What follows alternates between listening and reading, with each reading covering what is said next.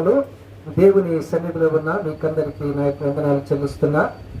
మీరు దేవుని సన్నిధిలో గడిపే ప్రతి క్షణము మీకు ఆశీర్వాదకరంగా ఉండాలని దైవ సేవకునిగా నా యొక్క ప్రార్థన.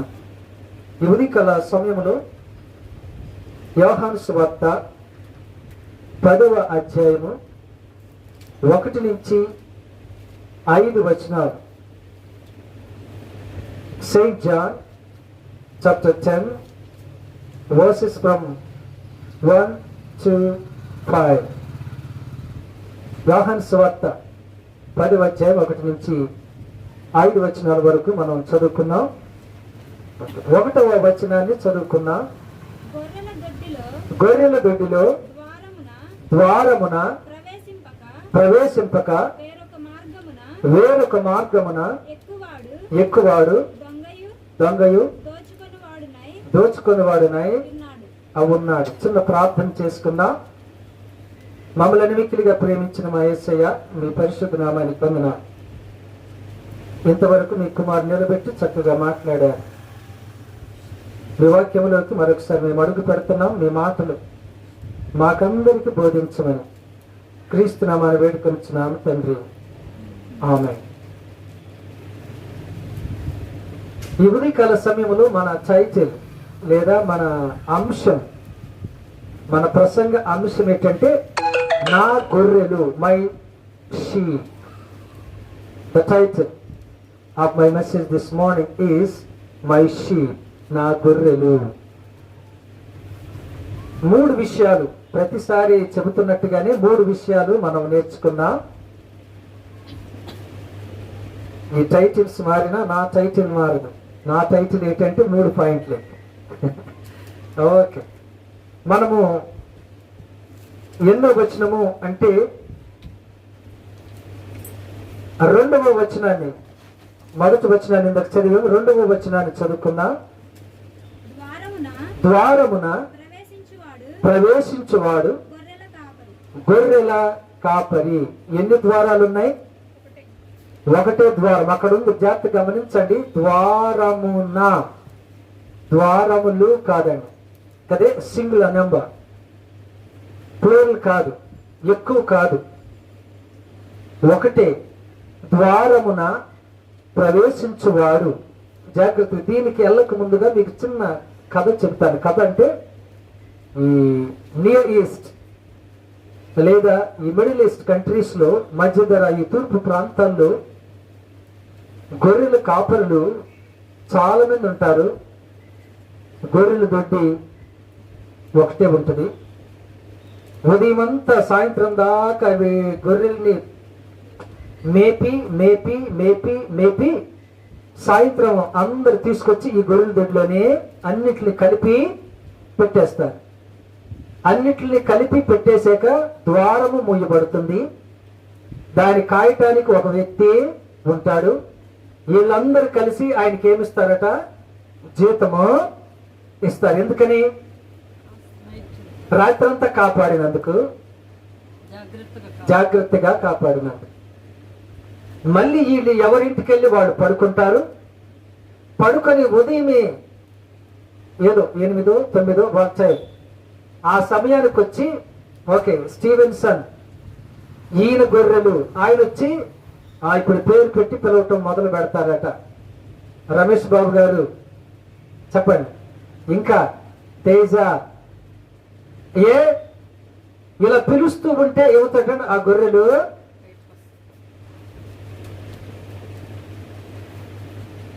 ఎవరు పడితే వాళ్ళు పిలుస్తాయి, రావు.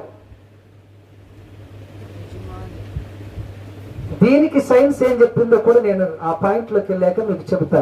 అంతేనా? సైన్స్ ప్రూఫ్స్ బైబిల్లో ఉన్నాయా లేవా? మీరు ఎన్ని సంవత్సరాలు చదివి ఇది రుజువని మీరు రుజువు చేసుకున్నారు? ఇది 8,000 సంవత్సరాల క్రితం యేసయ్య ముందే బైబిల్లోనే చెప్పాడు ఆల్రెడీ. ఓకే ఓకే ఇప్పుడు మనము 2వ వచనంలో ఏముందట? 2వ వచనంలో ద్వారమున ప్రవేశించేవాడు గొర్రెల కాపరి, అతనికి ద్వారపాలకుడు. చాలు. ద్వారము అంటే ఒకటే. ఎవడు వెళ్ళినా గానీ ఆ గొర్రెల దగ్గరికి ఎటు నుంచి వెళ్ళాలటండి? ఇప్పుడు ఎవరు రావాల్సిన ఏంటట, ఈ ద్వారం గుండానే రావాలి. ఇది కాకుండా ఎవడైనా గోడ దూకాడు అనుకోండి, ఆయన ఎవరై ఉంటారట, ఆ దొంగ. అసలు అప్పుడు దాకెందుకు, ఇప్పుడైనా రే నువ్వు ఇంటోడివే కదా, ఎందుకు గోడ దూకెళ్తున్నావు అంటే, ఒకటి నువ్వు దొంగవు కాదు కానీ దొంగ పని చేస్తున్నావు, అంతే కదండి. నువ్వు దొంగవు కాదు కానీ దొంగ పని చేస్తున్నావు. డాడీ చూడకుండానో మమ్మీ చూడకుండానో ఏదట బయటికి వెళ్ళాలని. ఎందుకని గేట్ ఏమవుతుందట, సౌండ్ వస్తుందని, అంతేనా, గేట్ సౌండ్ వస్తుంది నెమ్మది గట్టు. అందుకని ఈ ద్వారం గుండా రాకుండా ఉండేవాళ్ళు ఏమవుతారట, దొంగలను, ఇంకొక మాట ఉంది, దోచుకుని వారై ఉన్నారు. జాగ్రత్త. ఉదయకాల సమయంలో 3 విషయాలు మనం జాగ్రత్తగా నేర్చుకుందాం. గొర్రెలకిని ఈ కాపరికిని ఆ సంబంధం జాగ్రత్తగా మనము చూద్దాం. ఓకే, 3వ వచనం నెమ్మదిగా చదవండి. 3వ వచనం, అతనికి ద్వారపాలకుడు తలుపు తీస్తాడు, గొర్రెలు చాలు, గొర్రెలు ఆయన స్వరము వినును. My sheep hear my voice, లేదా my sheep listen to my voice. First one ఏంటంటే my sheep hear my voice, నా గొర్రెలు నా స్వరము. ఎందుకు ఇక్కడ జాగ్రత్త గమనించండి, ఫ్యూచర్ టెన్స్, భవిష్యత్తులోనో లేదా గడిచిపోయిన కాలంలోనో కాకుండా ఎందుకు సింపుల్ ప్రజెంట్ టెన్స్ వాడుతున్నాడు అంటే, నా గొర్రెలు నా స్వరము వినటానికి అలవాటు పడిపోయినవి. అలవాటు పడిన వాటికి భవిష్యత్ కాలంలోనో జరిగిపోయిన కాలంలోనో కాదట, ఇప్పుడు జరుగుతున్న కాలం. లేదా విల్ నా షల్ కదండి, ఏది కూడా కాదు, అవి వింటాయి. అందుకని చెప్పండి, మై షీప్ విల్ కాదట, my sheep hear my voice, లేదా my sheep listen to my voice. నా గొర్రెలు కాబట్టి అవి ఏం చేస్తాయి, నా స్వరము. ఏంటి, నా గొర్రెలు నా స్వరము గాని వినకపోతే అవి తప్పటడుగులోకి. ఇంకొకటి, గొర్రెలు కాపరి జాగ్రత్త వినండి, గొర్రెలకి వినబడేలాగా స్వరము. అప్పట్లో ఇవి లేవు, అప్పట్లో ఏం లేవట, మైకులు లేవు, ఇక్కడుంటే అక్కడ కూర్చొని వినటానికి. ఎంత గట్టిగా ఇచ్చేవాడటండి, సైన్స్ సైన్స్ సైన్స్ అంటున్నా కదా. యేసు ప్రభు కొండ మీద కూర్చొని ఏం చెప్పానట, కొండ మీద అంటే అది నిజంగా పెద్ద కొండ అని కాదు కానీ ఎత్తైన స్థలంలో కూర్చొని ఏం చెప్పాను, బోధిస్తే 3 4 వినెను అని ఉంది బైబిల్లో. ఎంతమంది వినెను, 1000 మంది. ఒక చోట 5,000 మంది, అవి కూడా పురుషులేనట. అంత కలిపితే దగ్గర 15,000 అనుకుంటా. మైకు ఏ డీజే సౌండ్ పెట్టి యేసయ్య ప్రసంగించను కదండి, కాదు. ఏం చెప్పి అక్కడ ఏముంది మరి, సైన్స్ ఎలా వినబడింది అంటున్నా. ఇప్పుడా ఈ బాక్స అదే, ఇది ఒక 500 మందికి అయితేనే సరిపోద్దండి. ఇంకేం వినడట, ఎంత ఎత్తి ఎన్ని ఉండాలట, 15,000 మంది కంటే కనీసం ఒక 5-6 ఉండాలి. సైన్స్ సైన్స్ సైన్స్ సైన్స్ కదండి. మీరు గోల్కొండకి వెళ్ళండి, ఒక చోట కదా కింద వెళ్ళి అక్కడ చప్పట్లు కొట్టండి, ఎక్కడ వినబడుతుందట. ఏంటది ఏంటది, ఈ సైన్స్ టెక్నాలజీ. నేను సైన్స్ తిట్టడంలే, నీ సైన్స్ టెక్నాలజీ సంవత్సరాల తరబడి లక్షలు ఖర్చు పెట్టి ఇక్కడ చదువు చాలటం లేదని అమెరికాకి వెళ్ళి చదివి చదివి చదివి చదివి చదివి చదివి చదివి గోల్కొండలో కొట్టింది నిజమే అని వచ్చి అక్కడ చప్పట్టు కొట్టే. దీనికి ఎన్ని ఖర్చు పెట్టాను, లక్షలు. అది ఎప్పుడో కదా, ఎప్పుడో వాళ్ళకి అది సైన్స్ అని తెలియదు, కానీ ఎప్పుడో కనిపెట్టారు. అది ఎప్పుడో కనిపెట్టారు. మీకు ఇంకోటి చెప్పనా? గోరుగల్లుందా? గోరుగల్లండి. అక్కడ వాళ్ళు మీకు వెళ్ళిన వెంటనే ఒక ఇటుక బెడ్ ఇస్తారు, దాన్ని నీటిలో తీస్తారండి, అది మునగదు.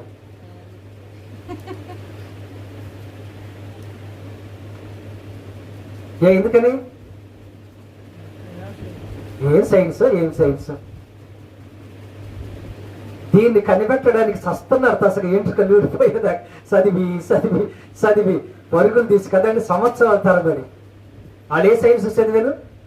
అసలు గుండు సూడు కూడా దూరనంత పోలని. అప్పట్లోనే ఉంది టెక్నాలజీ. అప్పుడు మోసం లేని టెక్నాలజీ, ఇప్పుడు మోసంతో కూడిన ఆ టెక్నాలజీ. సరే, నేను ఎందుకు అంటున్నానంటే ఇక్కడ జాగ్రత్తగానండి, యేసు క్రీస్తు మన యొక్క కాపరి. నా గొర్రెలు అంటే ఎవరు చెప్తున్నారంటే యేసు చెప్తున్నాడు. నా గొర్రెలు ఏం చేస్తాయి? నా స్వరాన్ని వింటాయి. నా స్వరాన్ని దాటి వేరే స్వరాలు కూడా వినబడుతున్నాయి, కానీ నా గొర్రెలు వాటి స్వరములో పడిపోయి, వాటి ఆకర్షణలో పడిపోయి మోసంలోనే పడిపోతున్నాయి. నా స్వరము ముందు ఆదామవ్వ వినబడింది, ఇంకొక స్వరము ఆదామవ్వ కూడా వినబడింది, కానీ ఏ స్వరానికి లోబడ్డారట వాళ్ళు? వేరే స్వరానికి. ఏ స్వరం అది? అవ్వా బాగున్నావా అంటే ఏం బాగలే, ఎప్పుడు చూసినా. దేవుడు ఏమన్నాడట?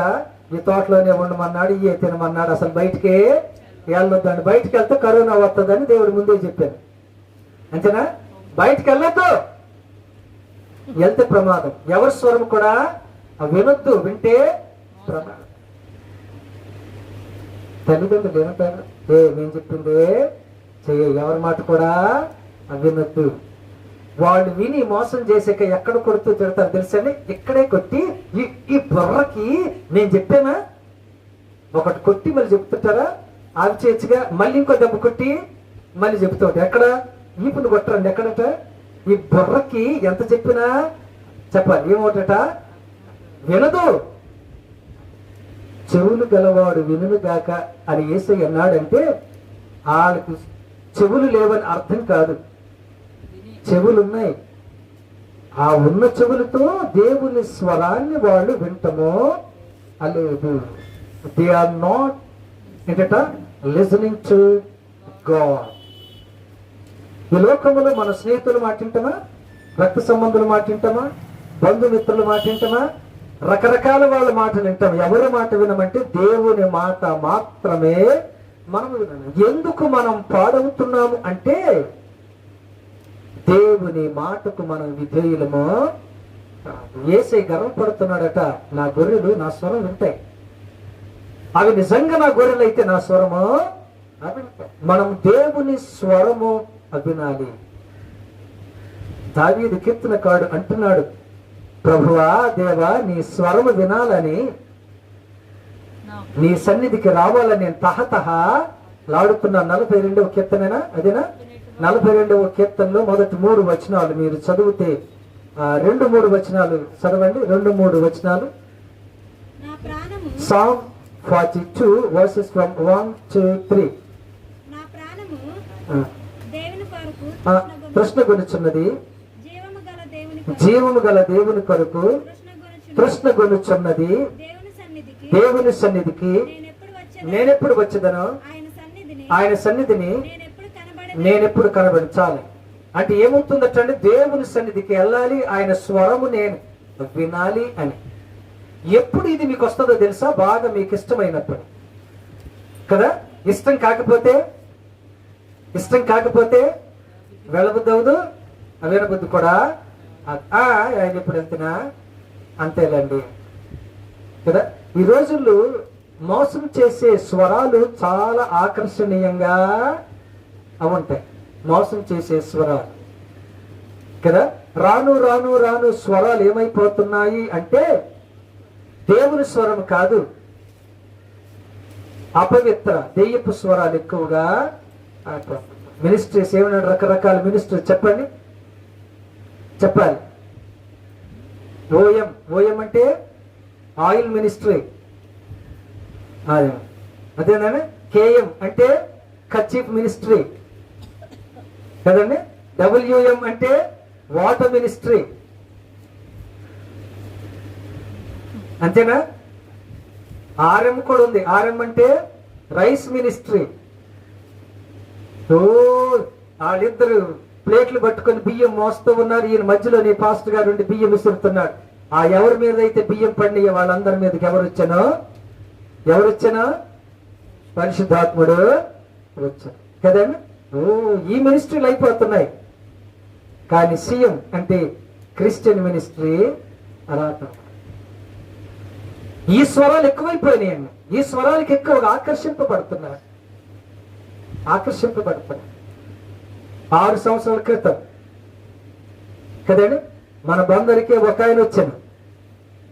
బైపాస్ రోడ్డులో మీటింగులు పెట్టాను. కొన్ని వందల కర్చీఫ్లు అమ్మాను. ఆ కర్చీఫ్ కొన్న 20 రూపాయలు కొన్నవాడు ప్రతి ఎలాగంటే ఆ రోగులంతా ఏమవుతారట, స్వస్థత పొందుతారు. ఎంతమంది కొన్నారు బందర్లో ఆ కర్చీఫ్లు? చాలా మంది. ఇప్పుడు నా ప్రశ్న ఏంటంటే బందర్లో ఒక్క పేషెంట్ కూడా లేడా? ఉన్నారా లేరా?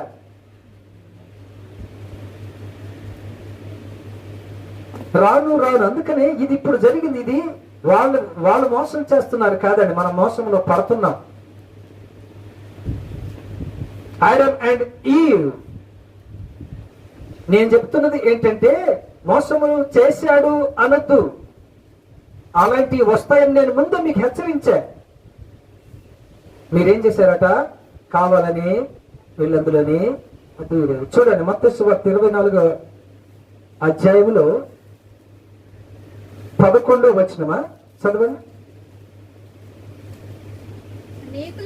అనేకులైన అబద్ధ ప్రవక్తలు వచ్చి పలువురిని మోసపరిచెదరు. 24వ వచనం మళ్ళీ చదువు. అదే అధ్యాయం.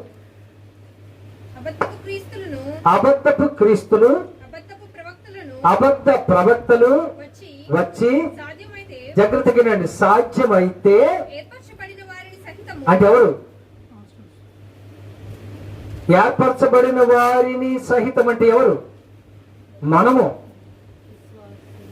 విశ్వాసులు, సేవకులు కదండి, సువార్థికులు. ఏర్పరచబడిన వారిని సహితము what they are going to do now.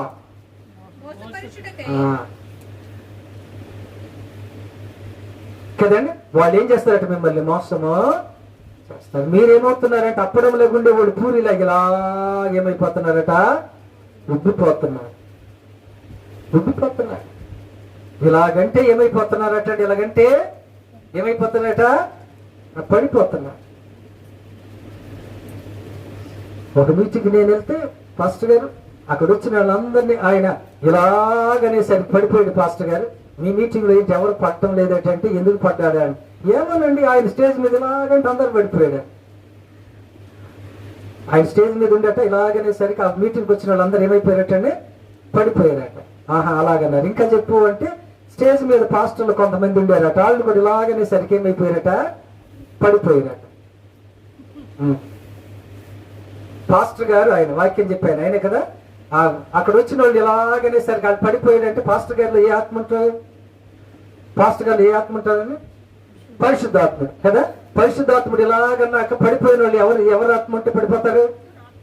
దురాత్మ. అంటే ఆ మీటింగ్ వచ్చిన వాళ్ళందరూ ఎవరు? దెయ్యాలే. అంతే కదండి, దెయ్యాలు. ఒరిజినల్ తెలుగులో చెప్పాలంటే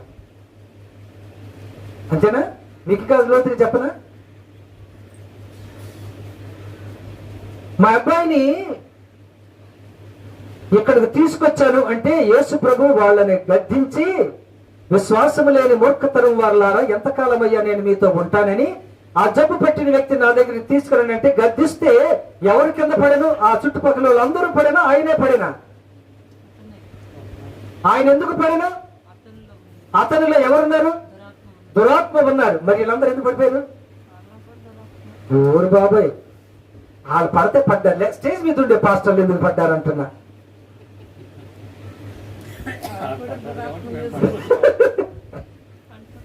ఆయన అదే అంటున్నాడు, ఈ ప్రశ్న అడగడానికే నేను మీ దగ్గరికి వస్తే మళ్ళీ నన్ను అడుగుతారేంటి పాస్టర్ గారు అంటున్నాడు.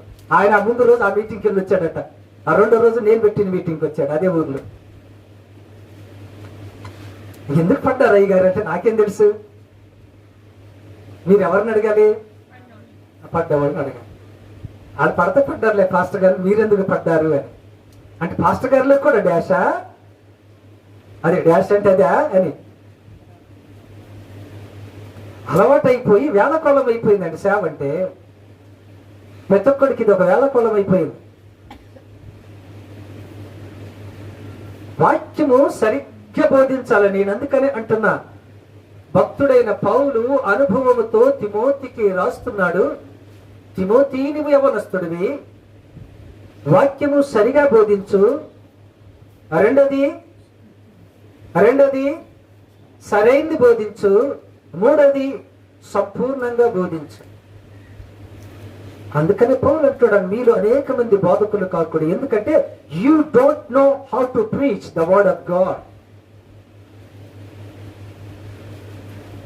మీకు తెలియదు వాక్యం ఎలా చెప్పాలో. కానీ నువ్వు వచ్చినట్టుగా ఏం చేస్తున్నావుట, నటిస్తున్నావు. జాగ్రత్త, దీనికి శిక్ష వస్తుంది. కానీ దేవుడు ఇంకా వాళ్ళు ఏంటంటే వాళ్ళకి సమయము ఏంటట ఇస్తున్నాడు, సమయం ఇస్తున్నాడు. నీవు నిజంగా చాలా మంది గమనించారా, మీ ఇర్మియా గ్రంథాలు ఉంటుంది, నేను వాళ్ళతో మాట్లాడలే కానీ వాళ్ళు మన దగ్గరికి వచ్చి ఏమంటున్నట్ట, దేవుడు మీతో మాట్లాడామని, నాతో రాత్రి మాట్లాడాను అని చెప్తున్నాడు. కానీ ఇర్మియా గ్రంథంలో అంటాడు, నేను వారితో మాట్లాడలేదు, మీ దగ్గరికి వెళ్ళమని చెప్పలేదు అంటాడు. కానీ వీళ్ళు ఏమంటున్నారట, మీ దగ్గరికి వెళ్ళి దేవుడు మాట్లాడమన్నాడు, చెప్పమన్నాడు అని చెబుతున్నాడు. ఇదొక రకపు ఏంటంటే నా గొర్రెలు నా స్వరాన్ని. మనం దేవుని స్వరము వినకపోతే మనకు చాలా నష్టం అండి, ప్రమాదం. సౌలు దేవుని స్వరాన్ని వినలే. ఏ స్వరం వినడానికి వెళ్ళాడు చెప్పండి, చెప్పాలి. ఒకడు స్వరం వినడానికి వెళ్ళాడు, వెరీ గుడ్. అందుకని దాని పేరు సోదు.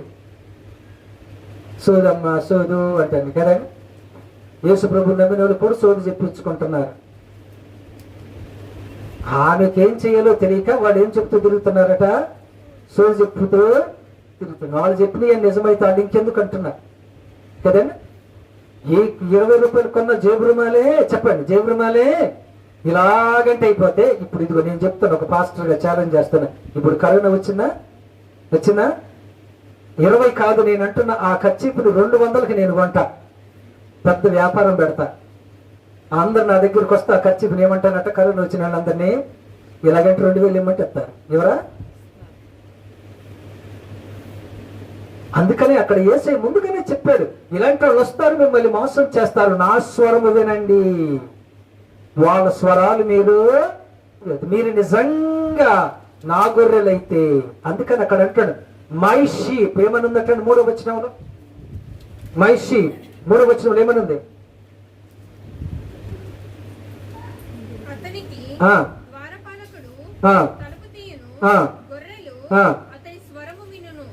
ఎవరి స్వరం వినును, అతని స్వరము వినును.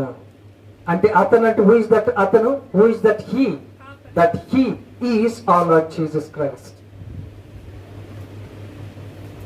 ఆయన చెప్పినప్పుడు, ఆయన పిలిచినప్పుడు ఏంటట, ఆయన స్వరాన్ని మనం ఏం చేయాలటండి, వినాలి. దేవుని స్వరము విని పాడైన వాళ్ళు ఎవ్వరు కూడా ఈ లోకంలోనే అలే. దేవుని స్వరానికి వ్యతిరేకంగా వెళ్ళి పాడైన వాళ్ళు ఉన్నారు కదా. అంతేగాని దేవుని స్వరము విని పాడైన వాళ్ళు ఈ లోకంలో ఎవ్వరు కూడా అలేదు. అందుకని యేసు అంటున్నాడు, నా స్వరము నా గొర్రెలు వినును. మనము దేవుని గొర్రెలు కదా, మనకెవరి స్వరము, దేవుని స్వరము కాబట్టి చెక్ చేసుకుందాం, దేవుని స్వరం మనం వింటున్నామా లేదా, లేకపోతే దేవుని స్వరం లేకది అవుందా. చాలా సార్లు మనం దేవుని స్వరం అని కొన్నిసార్లు ఏమవుతామట, భ్రమపడుతూ అవుంటాం. జాగ్రత్త, భ్రమపరచు ఆత్మ ఉందని బైబిల్ గ్రంథంలో ముందుగానే. ఇప్పుడు భ్రమపరచు ఆత్మ. పాల్ యాంగ్చూ గారు దక్షిణ కొరియాలో 10 లక్షల మంది సంఘం, చాలా చిన్న సంఘం కదా. 10 లక్షల మంది అంటే మన మచిలీపట్నాలు ఎన్ని కలిపితే మన మచిలీపట్నం 3 లక్షల మంది ఉంటారా? ఎక్కువే ఉంటారండి? తక్కువే. కొన్ని ఒక 2.5 లక్షలు అనుకోండి. అంటే ఇలాంటి వాటికి 4 పైకి కదా, 4 అంతలు. ఆయన ప్రార్థన చేస్తుంటే దేవదూత వచ్చి కనబడ్డాడట. ఇదిగో పాలించు, నీ ప్రార్థన నేను విన్నాను, ఇక నువ్వు ప్రార్థన చేయటం మార్చేయి, నీకేం కావాలో నేను ఇస్తానంటే పాలించు గారు అన్నారట, నీ గురించి కాదు నేను ప్రార్థన చేసేది, ఏసై గురించి అన్నాడట. ఏసయ్య నన్ను పంపించాడంటే, కాదు కాదు నేను ఏసై పంపలేదు అంటున్నాడు. అదేంటి? తెల్లని వస్త్రాలు వేసుకొని ప్రత్యక్షమై పాలించు గారితో మాట్లాడుతున్నాడట. నేను నీ గురించి కాదు ప్రార్థన చేస్తాను అంటున్నాడు. అదేంటి అంటున్నా?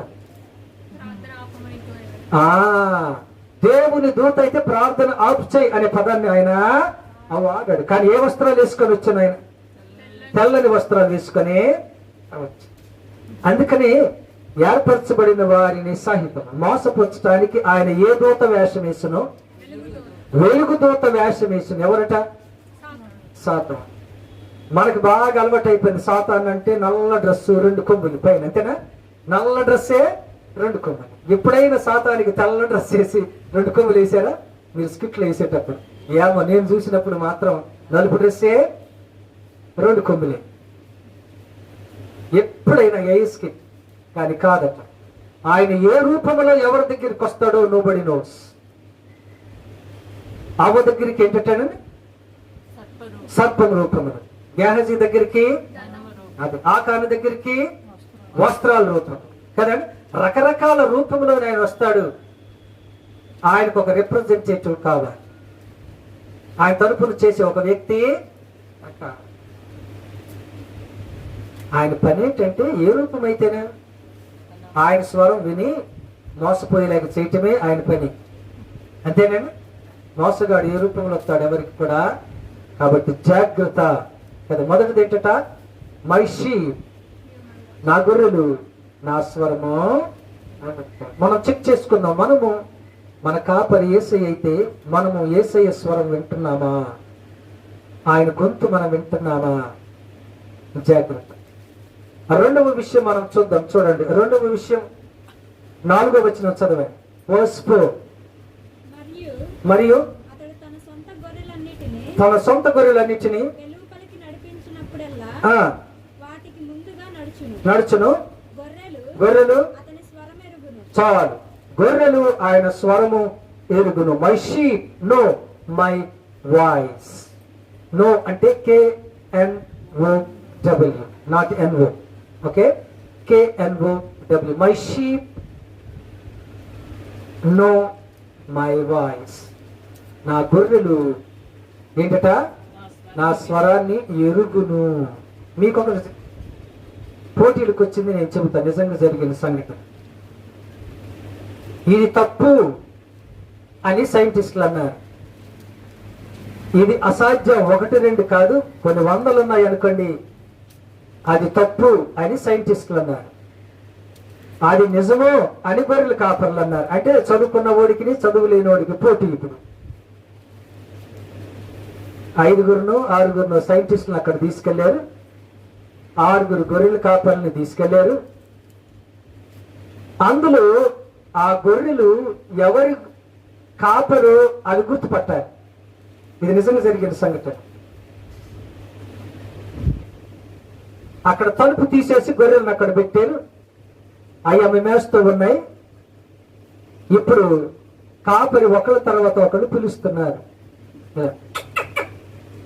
అంటే గొర్రెల కాపర్లు అలాగే పిలుస్తారు. ఆ తర్వాత ఇంకా వేరే గట్టికి కూడా పిలుస్తారు.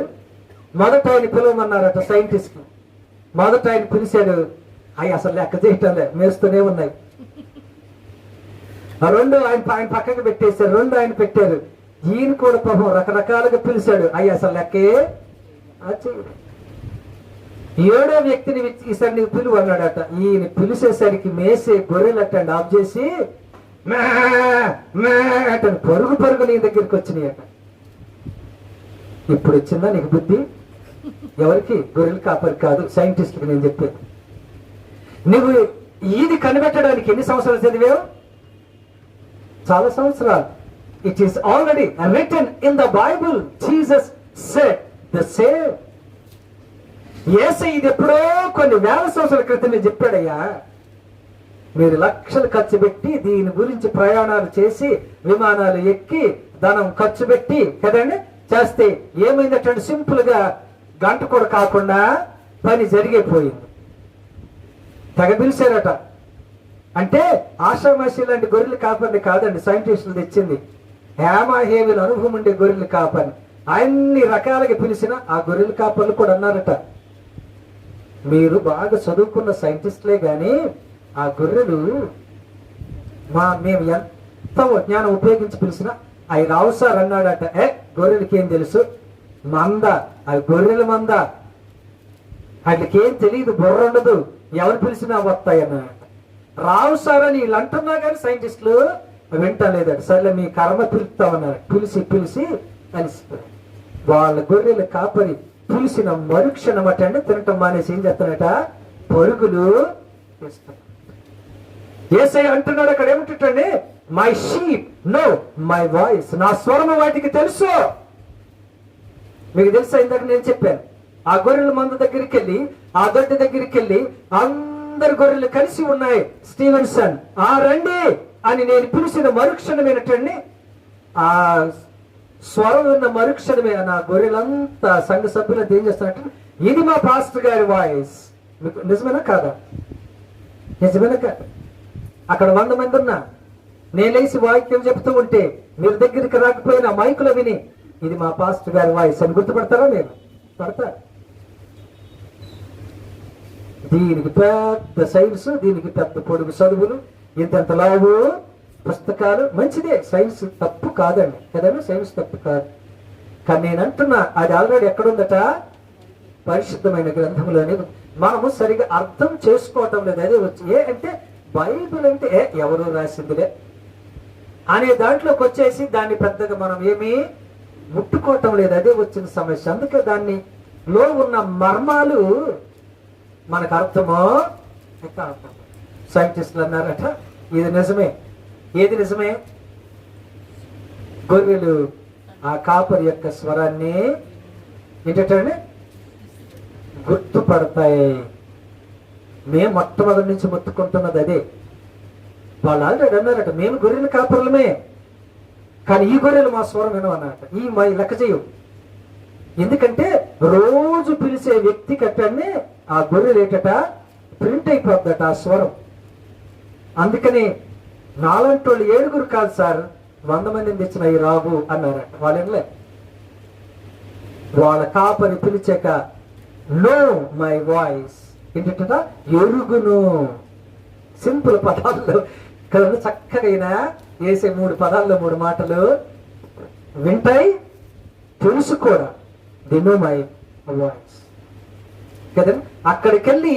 అక్కడికెళ్ళి నేను పిలిస్తే నా గొర్రెలు, ఆ 1000 గొర్రెలు ఉన్నట్టండి నా గొర్రెలు మాత్రమే బయటకు వస్తాయట, వేరే రావట. చాలా గొర్రెలు ఉన్నాయి.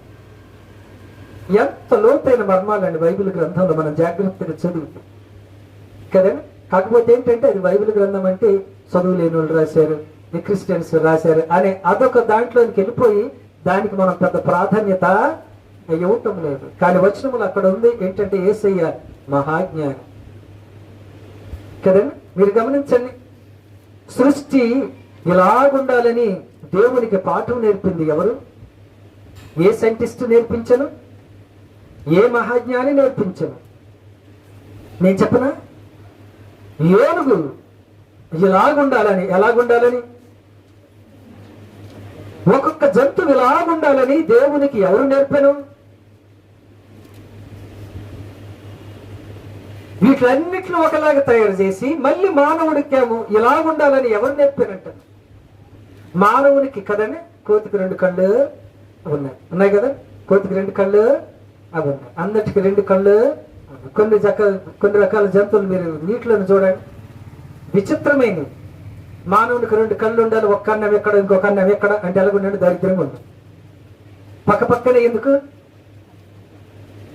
ఆయన జ్ఞానము మనిషికి అర్థమో అది అర్థం చేసుకోవడానికి సంవత్సరాలు పడుతుంది. Science is nothing but knowledge. జ్ఞానం.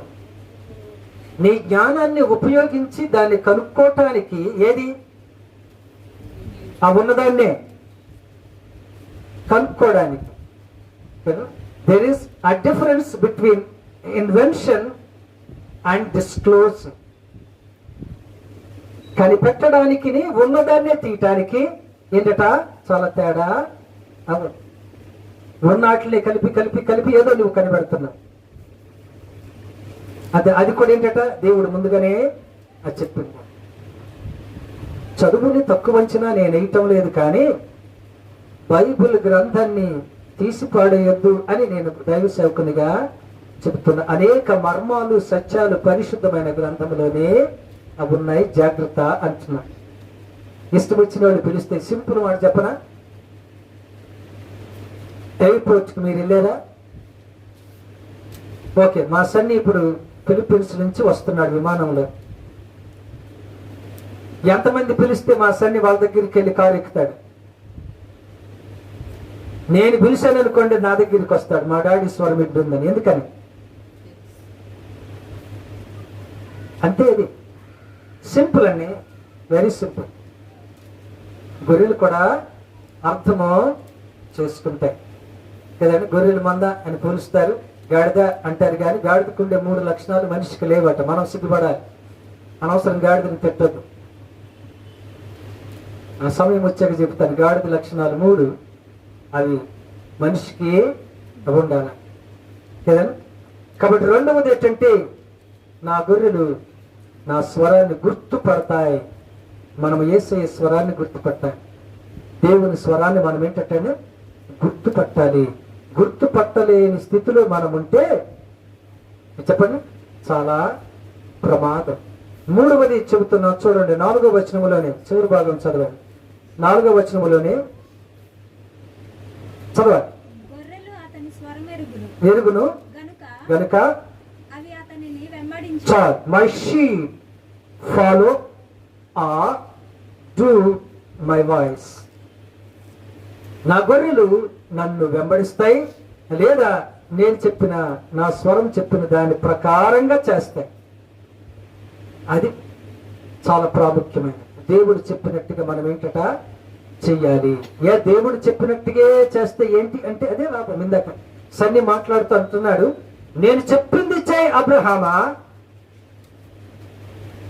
ఎందుకు యోబుకుని సన్ని అడిగిన ప్రశ్న, యోబుకుని ఏంటట, యోబుకుని అబ్రహాముకి ఎందుకు ఈయన కూడా అలాగ ఇచ్చేసాడంటే, ఈయనకు 3 కుమారులు 7. ఈయన కుమార్తె ఎంతమంది కుమార్తెలు? 3 కుమారులు 7 నలుగురు. ఈయన 7 మంది పిల్లలు ఉన్నారు కదండి. ఈయన కూడా పాటించాడు కదా అంటే, లేక లేక లేక ఎంతమంది అంటే ఆయన పుట్టింది ఎంత? ఎవరికి? అబ్రహాంకి. ఆ ఒక్కడు కూడా ఇచ్చామంటే he was ready to sacrifice. ఇచ్చేయడానికి సిద్ధపడ్డాడు. లేక లేక ఒకడు పుట్టాడు, అది కూడా ముసలి వయసులో కదండి. చాలా కష్టం. ఫెయిత్ అనే మాట అంటే విశ్వాసం అంటే ఏంటో తెలియదు. దేవుడు అంటే ఎలా ఉంటాడో అది తెలియదు.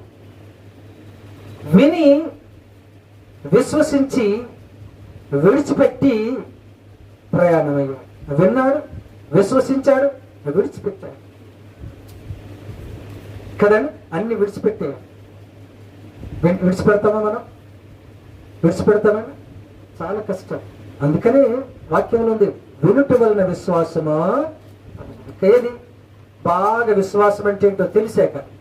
అసలు విశ్వాసం అంటే ఏంటో తెలియనప్పుడు విని విశ్వసించడం అంటే ఆషామాషి కాదని ఒక 4-5 కనుక్కొని అప్పుడు చెప్తానండి అంటాం మనం, అంతేనా? ఆయన ఎంతమందిని అడిగాను? ఎంతమందిని కూడా ఆయన విని విశ్వసించి విడిచిపెట్టాడు, అంతే. He started his spiritual journey. ఆయన విశ్వాస యాత్రను ఏంటట ప్రారంభించాడు. ఎక్కడికి వెళ్తాడో తెలియదు, ఎప్పుడు ఆగుతాడో తెలియదు, కానీ ఒకటి మాత్రం విశ్వసించాడట, definitely my God is going to bless me abundantly. తప్పకుండా నా దేవుడు నన్ను ఆశీర్వదిస్తాడనే ఆ ఒక్క మాట ఒక్క మాట. అది కూడా ఎప్పుడో తెలుసండి, 25 సంవత్సరాల తరువాత ఆయనకి ఎవరు పుట్టినట బ్లెస్సింగ్ స్టార్ట్ అయింది. అప్పుడు ఇంకెవరు కూడా ఆయనను ఆఫ్ చేయలేకపోయారు. ఎందుకంటే దేవుడు ఏం తెలిసినట్టని చెప్తున్నాను, not the Windows of haven but the doors of haven. కిటికీలు కాదు, తలుపులు ధనమని పడుతూనే ఉన్నాయట. లెక్క పెట్టుకోవడానికి పాపం సమయము చాలా. కాబట్టి మూడవది ఏంటి అంటే అనుసరించుట, ఆయనను అనుసరించుట, ఆయనను వెంబడించుట. మనం ఎవరిని వెంబడిస్తున్నామో చెక్ చేసుకోవాలి. దేవుణ్ణి వెంబడిస్తున్నామా? ఈ రోజుల్లో చాలా మందికి పాస్టర్లు హీరోలు అయిపోయారు. దేవుడు కాదు. అసలు మా పాస్టర్ గారు అంటే ఏంటో తెలుసా? ఒక ఆయన అంటున్నాడు, ఫలానా వ్యక్తి పాస్టర్ గారు మీకు తెలుసా? ఆయన ప్రవక్త అండి అంటున్నాడు. నేనన్నా ఐ డోంట్ కేర్, నాకు యేసు తెలుసు. నాకెవరు తెలుసటండి? యేసు తెలుసు. నాకు వాళ్ళంతా ఎందుకని? వాళ్ళని వెంబడించవలసిన అవసరం నాకు లేదు. నాకు దేవుడు తెలుసు, దేవుణ్ణి వెంబడిస్తా. మీరు లోకం విడిచాక మీకు 10 లక్షల మంది ఉండే ఆ 10 లక్షల మంది సంఘానికి కాపురైన పౌలు యాంచి గారు మీకు తెలుసా అని యేసయ్య మొట్టమొదటి ప్రశ్న అడుగుతాడు కదండి. మరేమడుగుతాడు? లక్షల మంది సంఘానికి వచ్చే పాస్టర్ల పేర్లు అందరి చెప్పు స్టీవెన్సన్, అప్పుడు పరలోక తలుపులు తీస్తాను అంటాడా? నేను నీకు తెలుసా తెలియదా? నీవు రక్షణ పొందావా లేదా? ఇది ముఖ్యం. అంతేనా? మీకు ఇంకా సింపుల్ చేస్తా. మీరు 10th క్లాస్ చదువుకున్నారు. ఆ రోజు ఇంగ్లీష్ ఎగ్జామ్లో మీకు ఫలానా ఆయన తెలుసా కదండి. ఆయన తెలిస్తేనే దీనికి జవాబు. అక్కడ ప్రశ్నకే నీకు జవాబు తెలిస్తే సార్, ఫలానోడు రాసిన పుస్తకం తెలుసా, ఫలానోడు తెలుసా, అది కాదు. అంతేనండి. అంతే. ఆ ఎగ్జామ్ లో ఉన్న క్వశ్చన్స్ అన్నిటికీ మీకు జవాబులు తెలుసా లేదా? తెలిస్తే రాస్తే నీకు తప్పకుండా ఏమవుతాయట, ఫుల్ మార్క్స్ వస్తాయి. ఈరోజు మనం చేసే మిస్టేక్ కూడా అది. ఆత్మీయంగా దేవుణ్ణి మనం వెంబడిస్తున్నామా లేదా? ఎవరిని వెంబడిస్తున్నాం కదండి? ఎవరిని వెంబడిస్తున్నాం? All external things, worldly things, carnal things, లోక సంబంధమైనవన్నీ మనము వెంబడిస్తున్నాం.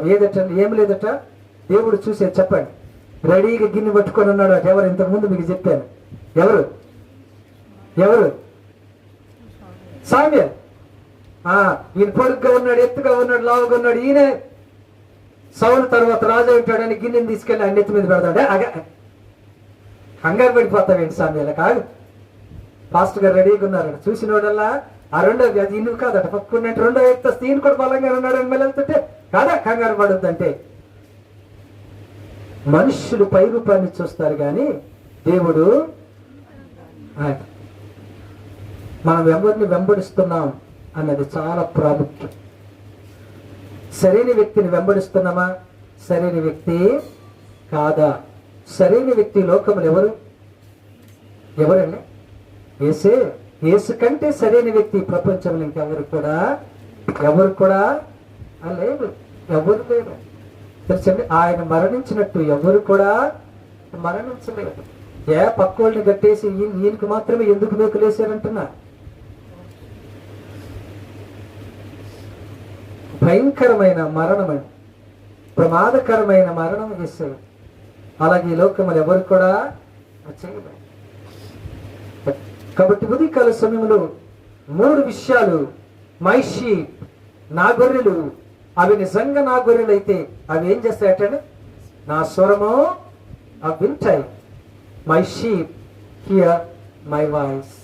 Number 2, my sheep know my voice. నా గొర్రెలు నా స్వరాన్ని ఎరుగును, గుర్తుపడతాయి. చూడకపోయినా కానీ గుర్తుపడతాయి. అదే. And number 3, my sheep follow or do my voice. అంటే నా స్వరాన్ని చేస్తాయి అంటే అర్థం ఏంటంటే నేనేమైతే చెప్పానో దాని ప్రకారంగా చేస్తాయి అని అర్థం. మనం ఏం చేయాలంటే దేవుడు చెప్పినట్టుగా చేయటమే మనకు, మన బిడ్డలకు, మన కుటుంబాలకు ఆశీర్వాదం. దేవుని ఆశీర్వాదాలు పొందాలంటే మనము దేవుని గొర్రెలమై ఉండాలి. దేవుని గొర్రెలు తప్పకుండా ఈ 3 చేస్తే దేవుడు తప్పకుండా మనల్ని ఏం చేస్తాడట? ఆశీర్వదిస్తాడు. దేవుని యొక్క ఆశీర్వాదాలు మనమందరం పొందటానికి పరిశుద్ధాత్మ దేవుడు మనకు సహాయం చేయనుగాక. ఆమేన్. God bless you all. చిన్న ప్రార్థన చేసుకున్నా. పరిశుద్ధుడా మీకు వందనాలు. వాక్యమైన బిడ్డలందరినీ మీరు ఆశీర్వదించండి. మీ గొర్రెలుగా మేము ఉండటానికి, మీ స్వరము విని గుర్తుపట్టి మీరు చెప్పినట్టుగా చేసి మీ ఆశీర్వాదాలు పొందటానికి సహాయం చేయమని క్రీస్తు నామాన్ని వేడుకొంచున్నాం తండ్రి. ఆమేన్.